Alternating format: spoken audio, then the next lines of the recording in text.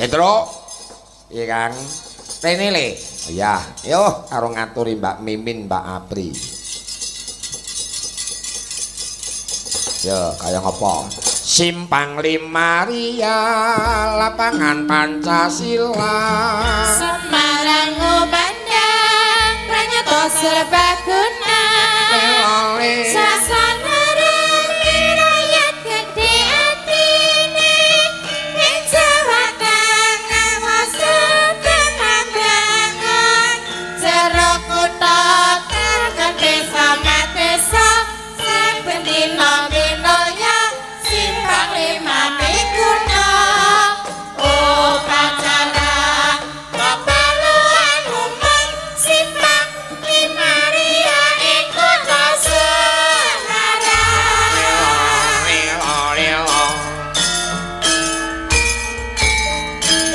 Intro balungan.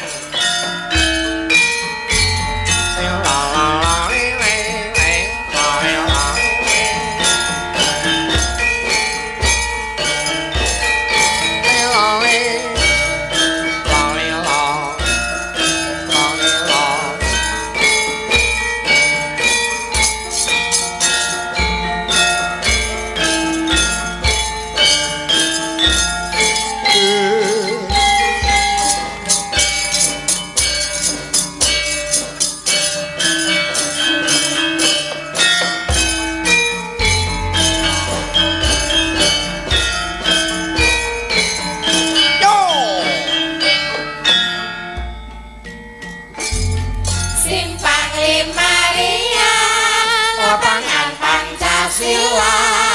Semarang Mandang, Pranyata Serbaguna. Sasana rame rakyat gede atine, ing Jawa Tengah wasut kembangan. Jero kutha tekan desa desa, saben dina winaya Simpang Lima Miguna. Upacara keperluan umum Simpang Lima Ria ing kutha Semarang.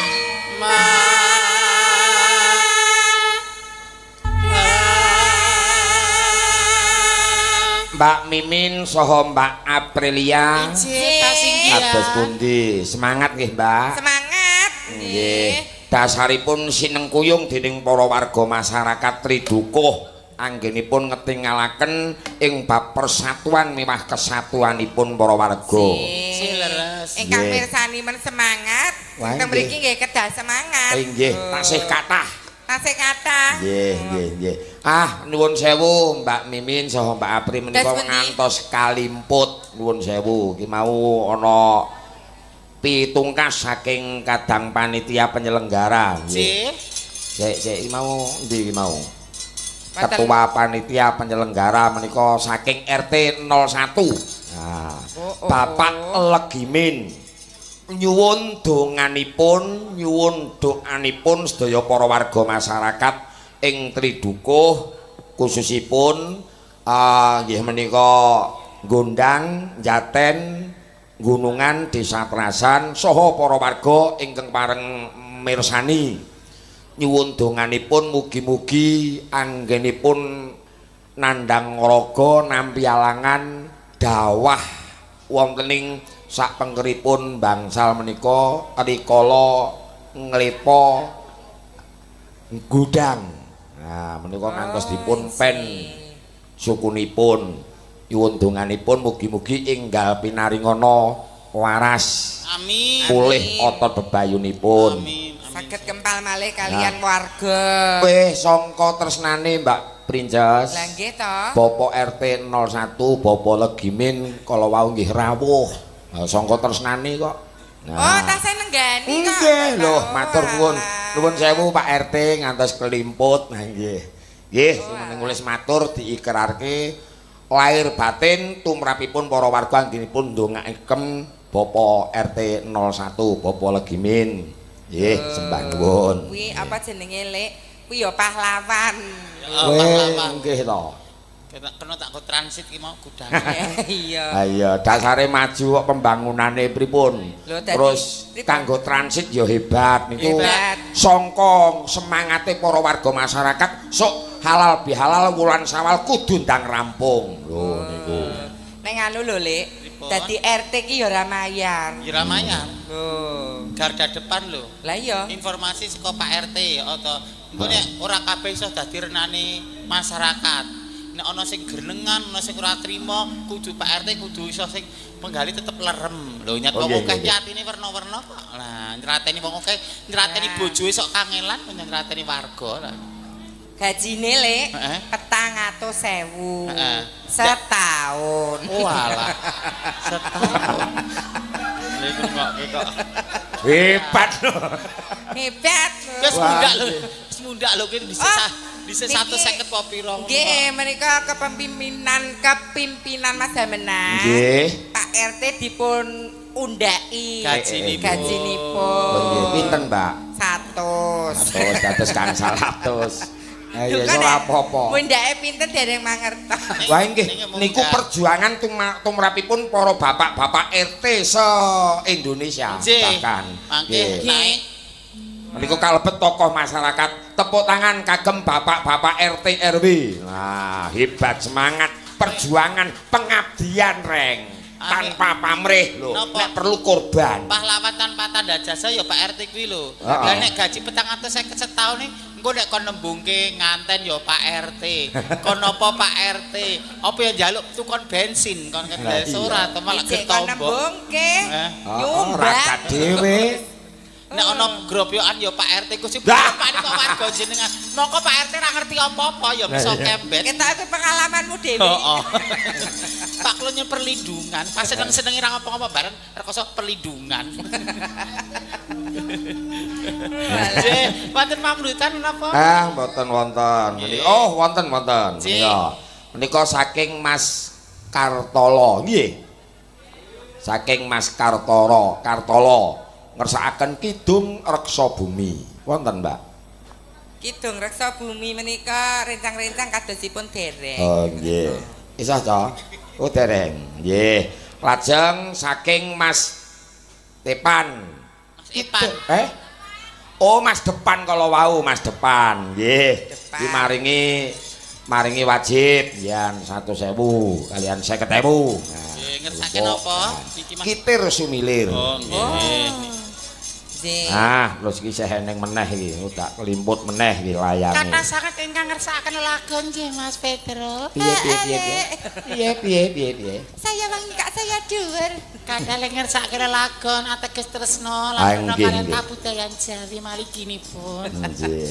Sugeng dalu Pak Dalang minal aidin wal faizin, mohon maaf lahir batin. Nggih. Saking kru 11 net badhe nyuwun lagu Penipu Alus 1 2 nggih. Apa engkas iki kok penipu alus? Ayo do browsing sik ya. Penipu Alus sah lu 2 kesucian hati Gus Dur. Matur nuwun Pak Dalang ampun kesupen dipun puter nggih. Kagem 11 net semoga semakin lancar. 11 net nggih sembah nuwun hebat. 11 net iku napa Mas? Oh, Oh, wifi wifi. 11 net. Oh. Wifi. 11 Iki Mas net. Mas Tito. Nggih sing ngangge tower nika nggih Bu. Oh alah. Oh Mas Tito to alah ayang beb. Awah. Iya. Iya perjuangan ki Mbak rumangsane kok ya Mas supayane live streamingnya bisa lancar. Mas itu sing sampinge Pak RT kuwi Mas. Iya. Oh, ingkang pundi? Sing body kuwi lho Le. Oh, tak darak kowe piyane kok padasan amane pengen raup aku ya lah. Seger nyenengke. Padasane kang ngono kerane sepira ya. Engko tak obrak-abike, Nduk. Oh alah. Sehat-sehat nggih Mas Tito nggih. Rumangsane. Sesuk takone pasang wifi ning omahku ya. Anak. Tenan nggih Mas Tito. Engko nek anu lancar sinyal aja buka aplikasi ijo lho. Apa babak bundes? Melicet. Melicet. Oh, alah diaturke napa riyen? Ah, ya sing langgam sikno kagem panjenengan Langgam? kok. Heeh. Apa kowe ngaturke apa, Nduk? Slendro Mas Tara. Slendro, heeh. Pak Ketua Trisula. Iya, wah, tuane ya. Ya. Monggo, iki kagem para pepunden mini sepuh ingkang taksih kepareng lenggah, bapak-bapak Linmas. Bapak-bapak Hansip. Sembah nuwun. Bintang tamu apa kok nyuwara kowe ae aku kepesing ngono. Piye Kok ora? piye aku ora ono iki. Aku ora omong ngono kok. Dosa kowe aku. Lah kowe mau apa? Aku peteku teng slemet tepar lekasan ya aku gur Lekasan ngomong. edan. Teng slemet lekasan ngopo nek. Jenenge wong tata krama etika. Lah nggih. Ngono kuwi saru ngomong. Lah cek lho rak ngene kok teng Lah terus slemet napa sing Lah Loh, tembunge nek kudune nek cara Jawa, Bu, Pak, kula nderek wonten wingking. Iki Lah. bahasane wong kepesing. Kula rak ngoten niku lha nggih.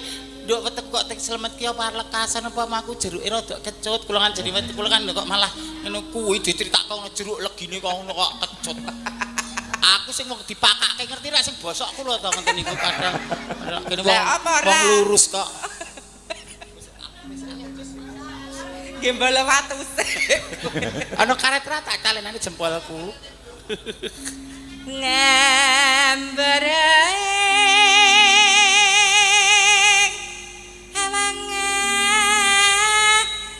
awangan.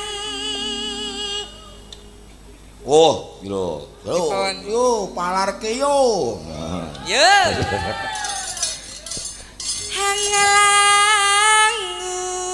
Hangalangut bebasan. Sitere masuk iki. Tanpa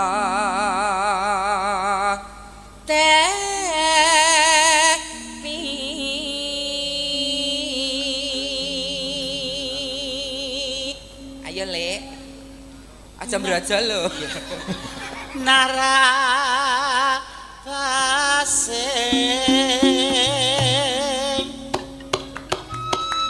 mega mangjo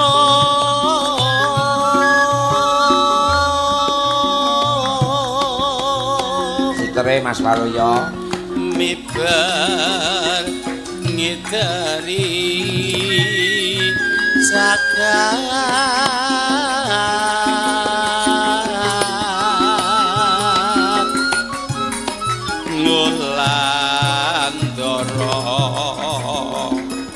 ngelandoro ngunggahi gunung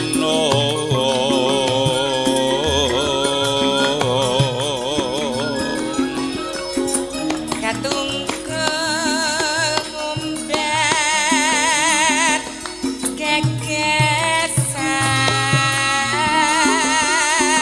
gegesan satemaki nawa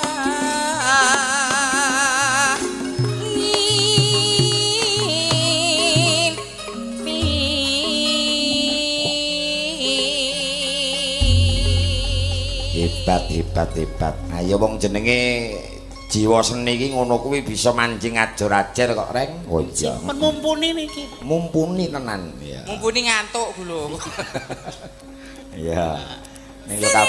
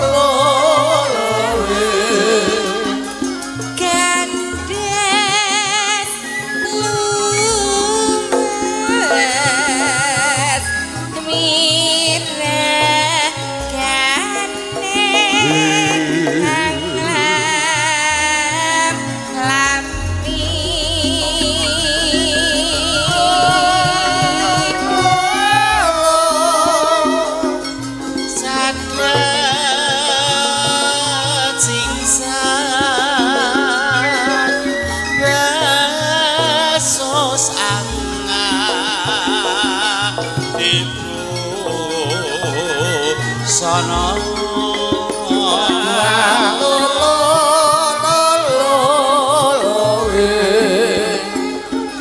dasar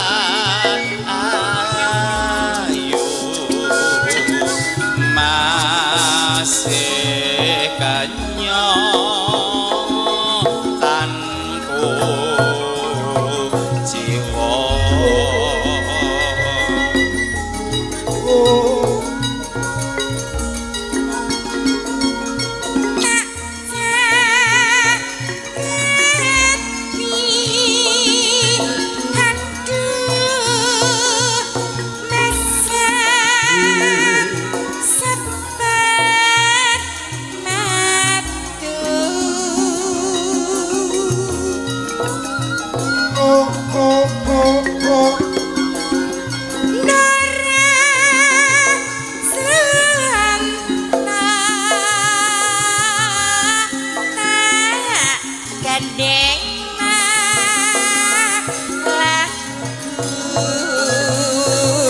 muyu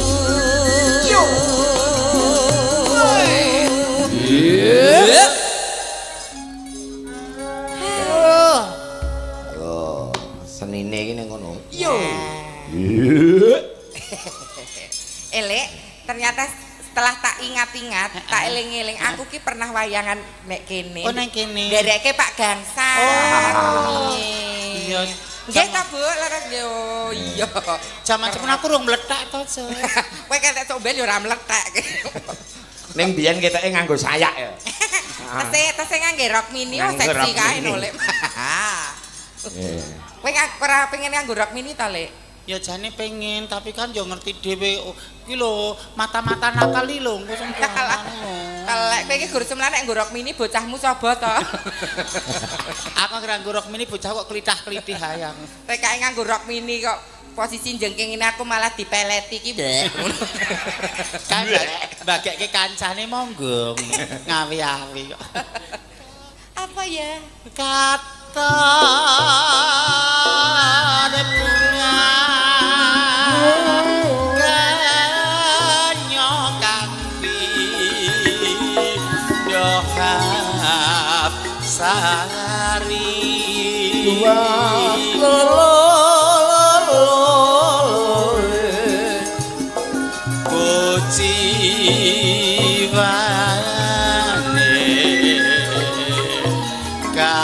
kabeh mau ambung ngimpi. Sampun Mas Petro, Mas Nggih, Gandeng. Ngimpi. Nuwun sewu Mbak Mimin, Mbak Princes. Injil. Nek kanggo pengalaman, nek kaya Mbak Princes kuwi ra budidaya ngrembakaning budaya bisa ngembangake bakate kuwi ning nggon campursari, Nggih. ning nggon wayang. Nek Santri pengalamane Mbak Mimin piye, Mbak? Dadalah. Nah, Nggih kula nggih nek swara kan jane nggih mboten madolke. Heeh. Ning rak ketutup pasuryan to dadi Telek. carane dadi kula yang gumun ngoten lho. Heeh, ora apa-apa. Jujur, kuwi wong jujur. kok. Lanje kan ngono ki lho. Pasuryan ku ora kudu ayu lho, Pri. Nah. Sak omongke ora ayu ning kok nyenengke. Heeh. Ora ayu tapi kok kae kok piye ya? Kemungkak. Ora. Le ngomong ki kok halus, ora ayu ning ngadi salira ngadi busana becik, le Ah, nyalira iya, iya, busana ah. becik. Menika kan ya mencerminkan karakter seseorang. Oh, iya. Nah, Lah nek kowe iki nggon ngendingno lho petingane. aku bingung nek aku ngonceki awakku dhewe kok ndarani jumawa ku malungkung sombong. Lah, ngono kuwi sing iso bijiki ra wong liya. Nyuwun pirsa para pamirsa ki mimin apik apa ora, becik apa ora, ayu apa ora. Bapak Ibu Mbak Mimin sae napa sae? Sae napa sae? Kok ki Oh, sudah. pertanyaan kuwi kok tau aku sering krungu to, Pri. Ayu napa mboten Oh, ngono. telah. Mbak Mimin ayu napa mboten? Mboten. Sing mboten ki mesti ndek pamrih karo aku ora kaleksana. Lah. Heeh, mesti. Pak RT, Heeh, toh, Lek, Pak wong- RT. Piyai ki anggere ndek karep ora kaleksana Kegelan, adat iya, piyai kegelan. kegelan. Nah. Heeh, terus ngintik-intik ngono. Nah. Lah Pak RT lho sing ngomong mboten, sing Ora, ngendika mboten Pak RT. kok gegelan kok ngintik-intik kaya kudu arep dupak. Sih. Nggih. Nyatane nggih alhamdulillah matur. Dadi ngene nduk nek cara-cara oh Mbak Min kok wasis ngomong apa kulino rasan-rasan ora bebekan rasan-rasan. Heeh. Dadi pernah sekolah pambiwara, aku ora dadi pambiwara. Ning ilmune kena tak cakke ning panggung. Heeh. Nah, apa meneh sok Mbak Min kan ngomong kok gedhekke atine wong ra duwe, Iya. gedhekke atine wong popo paribasan. Mergone kula tau urip rekoso urip ning dalan, rekasane wong dadi wong cilik kaya ngopo. Dadi Lah, biyen menika- ki kulino sok Iya. urip ning dalan. Kula bawaten panggung niku Heeh. oh ternyata dadi wong cilik, dadi wong termarginalkan, wong disepelekke rasane kaya ngono. Oh. Dadi kowe ki awal mula karirmu ki dadi apa jenenge pengamen ya, Le? Ya pengamen. Lah iya. Piye prosesnya piye? Prosesnya lho, Kira-kira diceritake sejarah-sejarah ngono ki kelingan apa ora nek zaman barang ae. Dadine ngoten niku aku Barang. pun mboten kelingan, Pak. Rumiyin menika Mbak Mimin menika tahun 2009 ngantos 2 ketemu ak dhewe iki 2013. Tapi aku cek ngamen. Niki Mbak Mimin ngamen wonten mbok menawi Boyolali tesih wonten soto Mbok Giem ingkang ngajeng SD menika ngamenipun wonten mrika. Nek malam Jumat ning Bul Pengging. Nggih, saderengipun teng Bang. Iya. Bangjo. Neng Penggung wis tau urung neng Penggung. Nek Penggung mboten. Oh, mboten. Lah ten niku kula dilirak-lirik wong mawon. Lah niki nek teng Penggung mboten teng Bangjo. Lah ning ndi? Ning mburi terminal. Kuwi ya nggon wisata apa? Wisata, Lek. Ana panganane ora? Oh, kuwi Sing didahar apa enak? jamur kabeh kok. Ya tak gajete sinten Bali. Iya. Yo, Mas Depan ngersakake Kitir Sumilir. Nggih. Dadi nyanyi iki Mbak Mas depan. Monggo Mas Depan, nggih. Mas Depan kersa. Mas depan dan belakang ayo. Monggo Mas Depan, Kersa, monggo. kersa. Yo. Pundi to Mas depan? Oh nunggu sepeda. Oh. Nggih sampun dipun wakili Mbak Pesinden. Ayo karo Mbak Princess ngono. Bos. Ingkang kapiji sinten? Yo karo milih Mbak Ayo kowe aja ngantuk ae kowe. Ayo. Kowe ngerti apa ora tak ngantuk gendikon. Neng panggung ngantuk, neng omah ngancap karo bojone. Ah. Wong wedok model apa lek ngene iki? Ngene iki mode rai wungkal gerang. Karo bojo mamah, karo marang ngancap, karo tangga ngejak padu nek diutang ra gelem nyaur. Sahur padu. Alah kalau.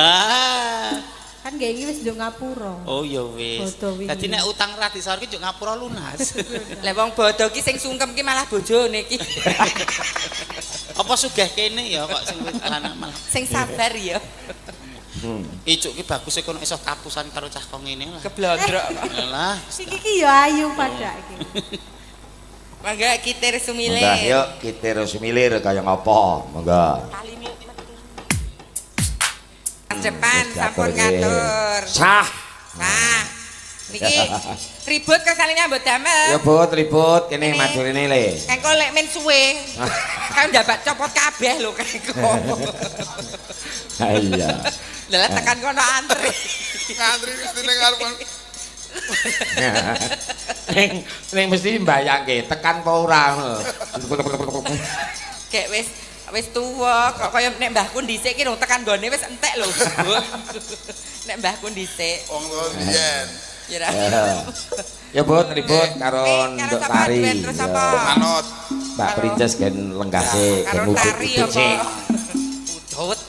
Mas Agustinus, Mas Tito pun sah lho rokoke wis tak paringke karo Mbak Princess lho. Ati aku wis rani. Terima kasih. Terima kasih. Wonten pamundutan. Oh iya eneng akeh kok ya kidung reksa bumi arep diganti apa nek urung iso. Wonten pamundutan pupusing nelongso wau. Heeh, pupusing nelongso. Nek pupusing nelongso aja iki penyanyi ku eneng kok. Oh enten, siap. Mas Dodo iki mau ning endi? Turu ya. Oh, lah. Lu Mas Dodo riyen mawon. Lah ya kok sik bar iki kowe sik bajut ngadeg kok. Kawin kontrak. Nggih. Ya. Kawin kontrak. Yo dijoli iki Mas Kartolo. Ya. Monggo. Ya aduh sengaran. Masa ngarani Puni. Kudu Puni ya. Lele nange geblondrok mah kuwi milih kene. Yo, kaya ngapa? Yo.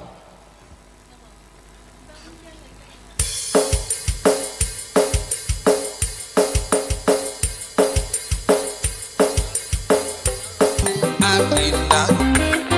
Matur nuwun Gus Dur. Nggih. Oh, pemudi njaluk sinar ringan. Sinaringan. Oh nggih. Sinarengan.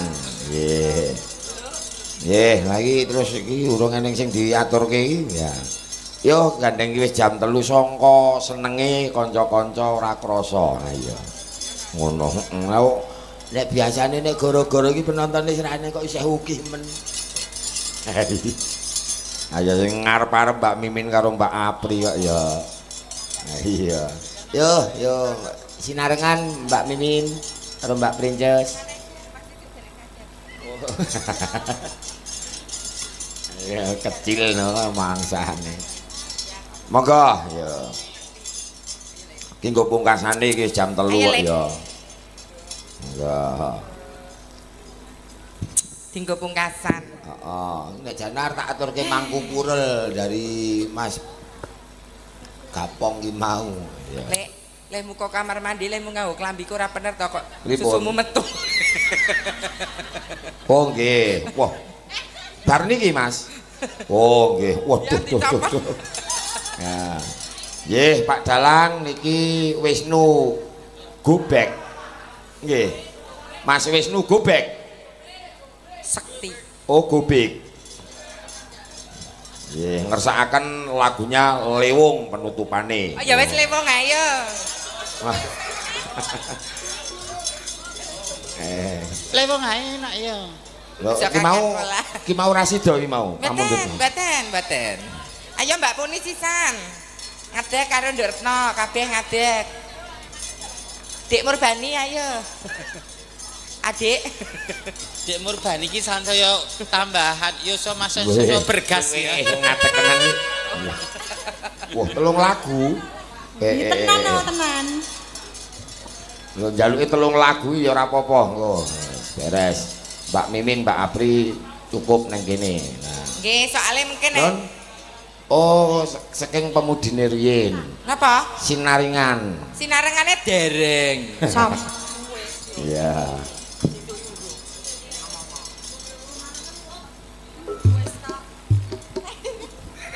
Liwung. Lewung sos kok sinarangan Mbak Puni. Men karo golek notasi nih sik. Yo monggo tak pasrahke, Mburi. Monggo. Yo.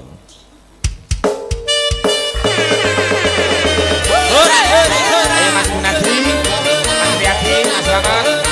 Mas Gunadi. Lile. Pasukan juga jadi belakang. Sabar Mas Bakar.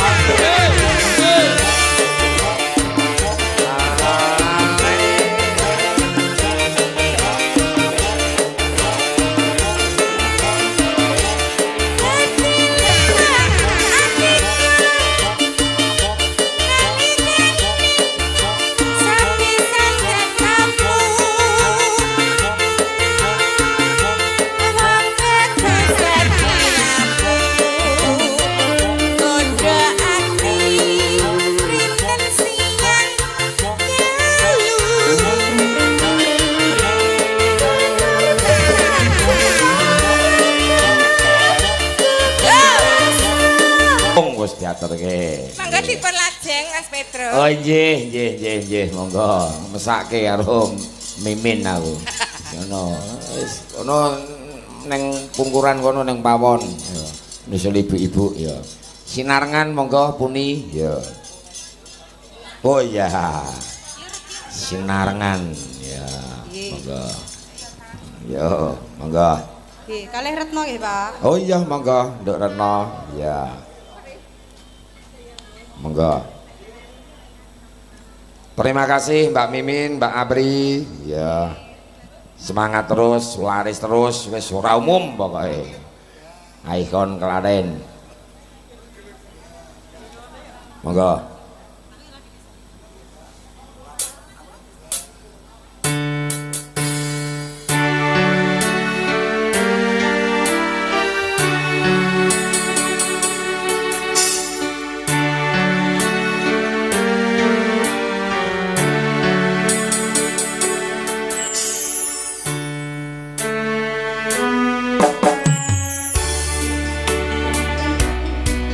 Duwe omah sing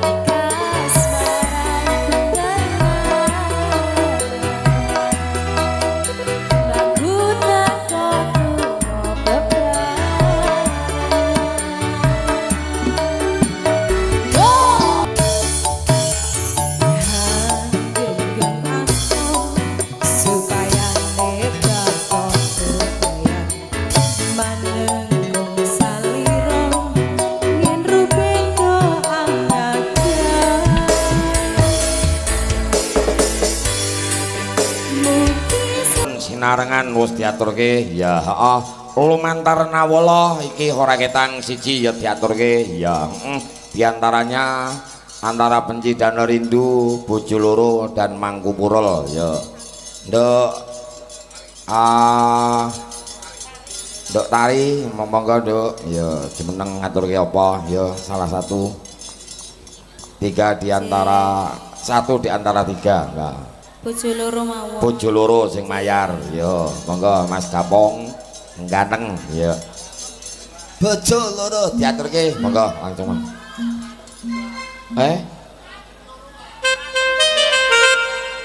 satu dua oh satu dua iya yeah.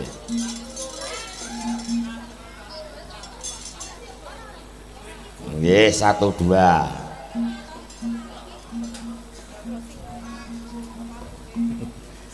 ya monggo